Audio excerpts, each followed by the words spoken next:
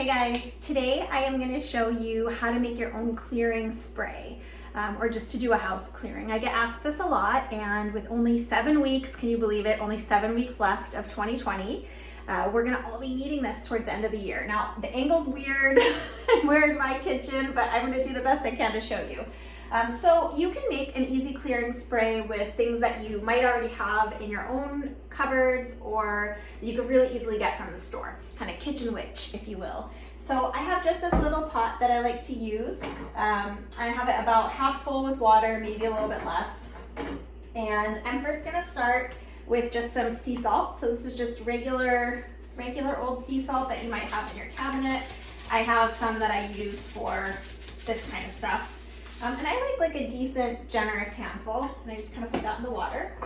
This, don't mind the glass jar, I'm a repurposer. This is just white sage, which you may already have. You can order online pretty easily. I'm in San Diego where we can get it, oh my gosh, it smells so good, just growing outside. And you just wanna kind of crunch that up, like a little generous handful for this size pot. This is rosemary, which is great for clearing. It smells so good, great for cleaning. I just so happen to be blessed with a beautiful big bush of this right outside my door. So you can just snip it outside if it's near you. If it's not, that's fine. You can use dried from the grocery store kitchen section. But you just wanna kind of break up the leaves a little bit to start releasing some of the oils. This is the worst angle ever, but that's okay. You get the gist. I even use the stem and break that up just to release the oils into the water. If you're using the dried version, you want to just crunch those leaves up in your hands to really release the oils. And rosemary is sticky, so you're going to want to wash your hands after this part. I'm not going to do it for our purposes. And I'm also going to use some bay leaves. I live in the coolest neighborhood, and one of my neighbors had this out. It's COVID, so we don't all see each other, but someone had this out and just kind of said, free bay leaves, help yourself. So I did. You can use them for cooking or for this kind of stuff. And again, I'm going to break them up and just kind of toss them in that water. Now, for me, I would have already, I'm a Reiki master, so I would have already infused all the ingredients with Reiki.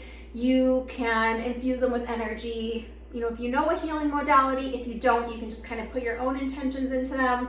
You can clear them on an altar space, whatever you like to do. I usually do a few layers of that just because it's what I like, not because it's, absolutely necessary even.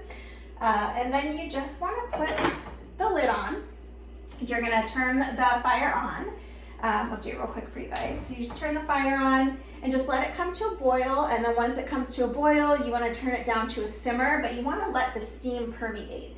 So I usually will do this when I'm kind of puttering around, and I will let this simmer, turn it off now, but I will let this simmer for probably 30 minutes to an hour, just depending. The steam will waft up, it will have a beautiful smell. You can let it fill your whole house. But while you're creating the mixture, you just kind of want to think about what's your intention for this blend, what's your intention for this clearing, steam or spray. This is great for people who can't handle smoke. So if you have, if you have a lung condition or if you have, some other sensitivity going on and you can't handle burning sage, for example, this is a great alternative. So what are you infusing these ingredients with? This is more of a clearing blend. So I would be infusing it with, clearing and creating space for new inspiration and just releasing anything old that's not serving me or releasing any static energy or just, stagnant old energy from my space. So I really love doing this. I probably do it, once every couple weeks, but you could also do it for New Year's, change of season, if you just cleaned your house, if you just, I know it's COVID, but if you had people over and you want to clear out the energy after having a gathering, or you're just not really feeling motivated, that's a great time to do it too, just to make some space to clear out what's not serving you, create some room for that, infusion of energy and inspiration. So I already have one prepared for you guys that I strained. This is what it looks like. It ends up looking kind of like a dark tea. I wouldn't drink it, but none of these ingredients, in particular are gonna hurt you, but just, be smart and be safe. You wanna let it cool all the way when you're done with it if you're gonna make a spray out of it, so let it cool completely. I'm just gonna use this pot still. And then you would strain it to strain all the leaves and such out. And let me show you this bottle.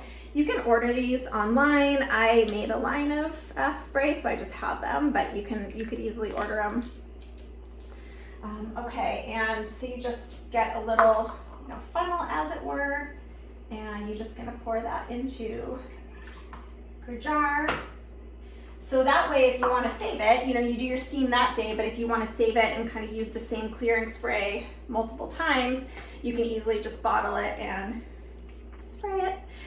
So it's actually really nice and just lets you do your own clearing without the use of smoke. Now, there are a million ways to do clearing. This is just one suggestion of many. But if you guys like it, let me know, and I'd be happy to do some more videos like this talking about clearing.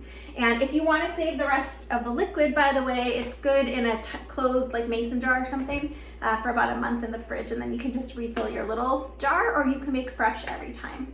Just depends what you like. So that is one quick and easy way to clear the energy of your home. Thanks, guys.